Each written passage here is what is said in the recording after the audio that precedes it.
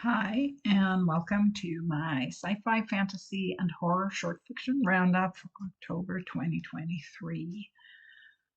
I got a whole bunch of stories, plus, as a bonus, a list of some of the recent award winners in the short fiction category. First up, though, the artwork for this roundup includes a detail of the cover for Flash Fiction Online's October 2023 issue, and the cover design is by Kat Sparks. And there's more details about that in the description.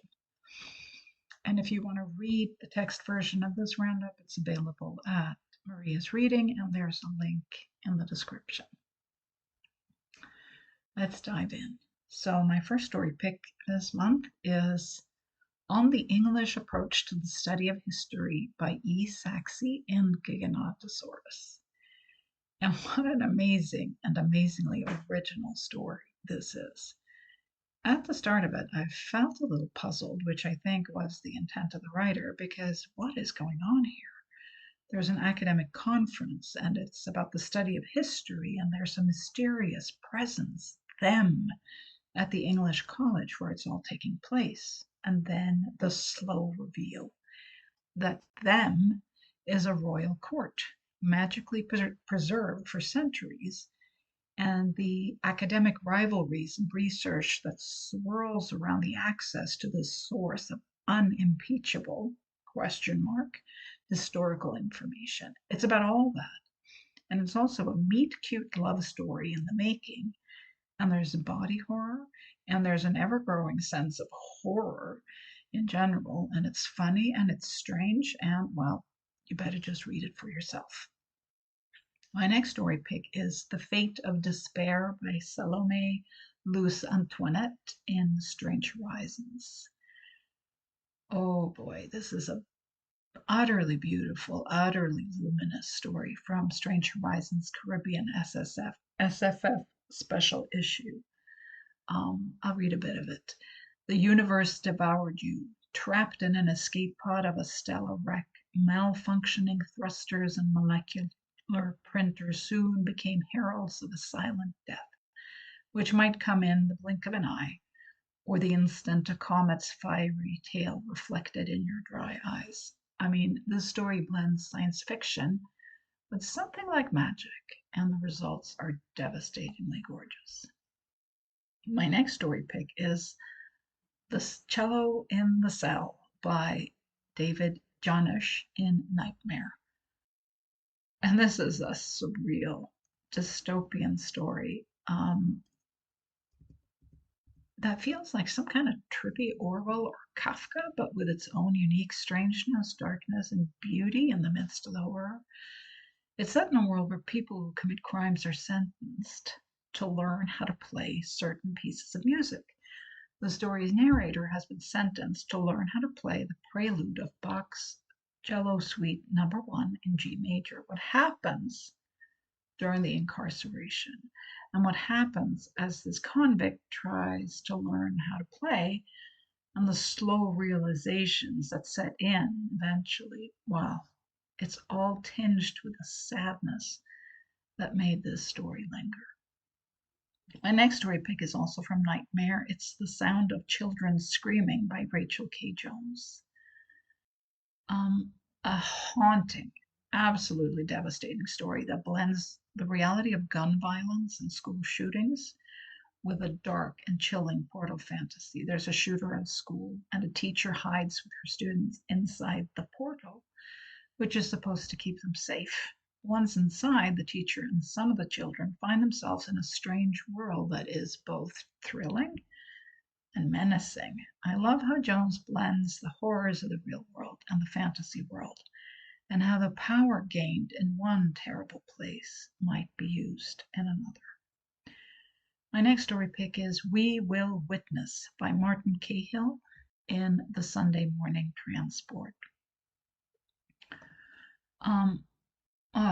This is a heartbreaking, quietly devastating story about a fighter dying on the battlefield, and what happens when someone comes to see him there to sit with him at the end.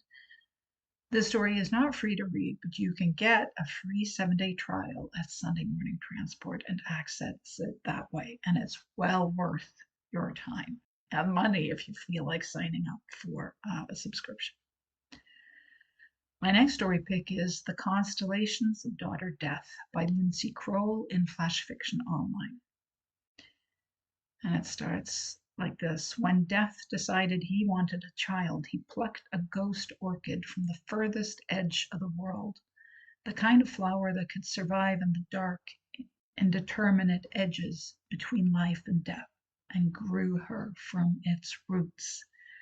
Yes, such a gorgeous and lyrical flash story by Kroll. I love the prose, I love the imagery, and I love that this story about death and the realm of death contains so much light. My next story pick is Tuesday, June 13 at the South Valley Time Loop Support Group by Heather Kamens at Escape Pod, and it's narrated by Heather Thomas.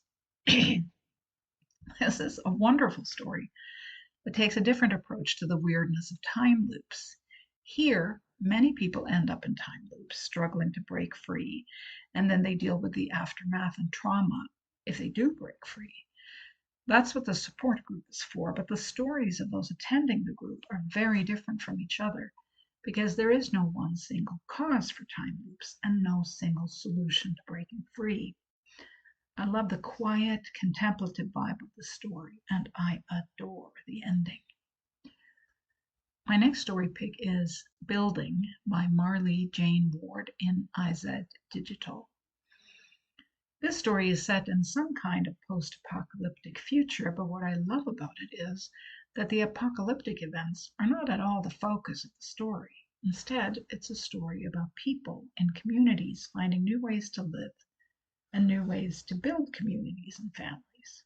A young couple want to get married, and according to the new customs, they must first show they can build a house together after scavenging for materials in a nearby abandoned, dilapidated city.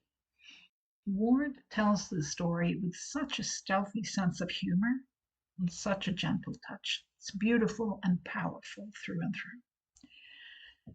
My next story pick is actually not a story. It's also from IZ Digital, and it's an interview. It's Out of Trauma, Martha Wells in conversation with Kelly Jennings. So it's not a short story, but it is a fantastic interview with author Martha Wells, maybe best known these days for her Murderbot series. She talks about her writing, about the origins of Murderbot, about trauma and compassion, and it's just a brilliant read through and through. My next story pick is 4 Words Written on My Skin by Jen Reese in Uncanny Magazine. Reese gives us a different and incisive take on how and why the Fae might lead your loved one astray. What if it's not really the Fae's fault at all? What if your loss has more to do with the things you've done or didn't do? My next story pick is Krivoye Lake by Oksana Marafiotti in Luna Station Quarterly. This story has the feel and texture of a folk tale, and I love the flow and melody of the language and the dark twists and turns of love and desire. I love the way the horror creeps closer through the telling of the tale until it is revealed in all its tragedy. The prose is gorgeous, and the ending is just as chilling as it should be. My next story pick is Glass Flies by Gwen C. Katz in Cast of Wonders, and it's narrated by Alasdair Stewart. A lovely, heartbreaking flash story about the glass flies who want to learn everything about the world and have so little time to do it. There's a gentle, bittersweet vibe to this story, and I love it.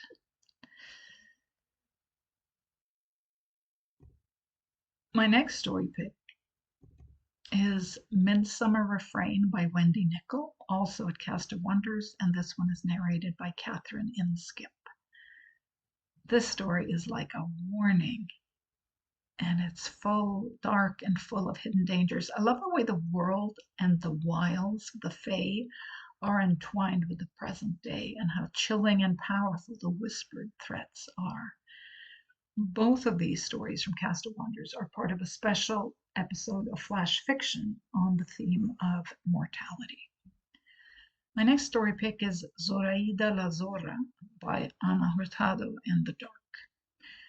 Gorgeous lyrical story about Zoraida and Ari, best friends, and about the river that swallows so many lives. Love, lust, and sex, and the judgments meted out by other people on both Zoraida and Ari run through the story, tightening the noose around the two friends. Hurtado tells her story in prose that whispers and sings, slips and cuts. There's love here between the lines, love and all the things left unsaid and undone. My next story pick is The Four Gifts of Empress Lessa by Mina Chang in Beneath Ceaseless Skies. This story about the dead and very ghostly wife of an emperor has a delicate and exquisite dark fairy tale vibe. There's horror here, but Chung subverts the tropes you might expect and gives us a story that finds cracks where the hope and the light can get in. It's beautifully done as the story is spun out to its haunting end. My next story pick is In the Forest of Talking Animals by Makena Onjurika in the Deadlands. This is a deeply unsettling and thoroughly haunting story about a girl and her brother and the things that hunt them and haunt them, using their pain and their loss against them. There's such a sharp and painful tilt to the writer's prose as the girl does everything she can to save her brother from the danger he cannot see and does not want to see. Oh yeah, this story got right under my skin. My next story pick is The Sky Imperceptibly Darker by Michael Kellichner in Kaleidotrope. This is a powerfully lyrical tale where everything feels like an edge of darkness cutting through the light. A hunter remembers the hunting of god beasts, the thrill and horror of the hunt, and the feeling of emptiness and loss that followed. Kellichner's prose is exquisite. The flow and rhythm of it, and the ending, the final lines of the story are sheer perfection. My next story pick, the final real story pick for this month, is Like Ladybug's Bright Spots in Your Mailbox by Marie Croak and Diabolical Plots. And oh gosh, I do love a witchy story where magic and spells are used in innovative ways, and this is definitely such a story. Someone is using magic to spread good vibes and joy and just overall goodness. But since our narrator is a witchery watcher, she goes to track down the witch in question, spreading all this joy. And what happens next is something you might not have expected. I love the twists and turns of the story and the way I truly wasn't sure where it was taking me, but I definitely wanted to be there for the ride. Next up is some recent short fiction award winners and nominees. We have the Hugo Awards. The winning story of the Hugo Award for Best Short Story was Rabbit Test by Samantha Mills in Uncanny Magazine. And the other nominees were DIY by John Wiswell at Tor.com, On the Razor's Edge by Jian Bo in Science Fiction World, Resurrection by Ren King, translated by Blake Stonebanks from Future Fiction, and also available in the anthology Galaxy Awards 1 Chinese Science Fiction Anthology. Also, The White Cliff by Lu Ban from Science Fiction World, and Zhurong on Mars by Regina Kanyu from Frontiers. Unfortunately, three of these stories, the ones all by Chinese writers, don't seem to be available in English right now. I can only hope they will be translated and available soon. The Ignite Awards also happened, and the finalists for Best Short Story we're here. The winner was The Lady of the Yellow Painted Library by Toby Ogunduran at Tor.com, available in the anthology Africa Risen and also on LeVar Burton Reads. Um, the other nominees were Girl Oil by Grace Fong at Tor.com, The Locked Pod by Malka Older and the Sunday Morning Transport, The Voice of a Thousand Years by Fawaz Al-Matrouk in the Magazine of Fantasy and Science Fiction, and Wanderlust by L.P. Kindred from Anathema Spec from the Margins. And another recent award winner is Arboreality by Rebecca Campbell from Stelliform Press. This novella was just awarded the 2023 Ursula K. Le Guin Prize for Fiction. And it started out as a novelette in Clark's World, and I love that version of the story too. As a novelette, it was an important failure. And links to all these stories are available in the text version of this roundup. And that's all I had for you for this month. Thanks so much, and I'll be back in about a month.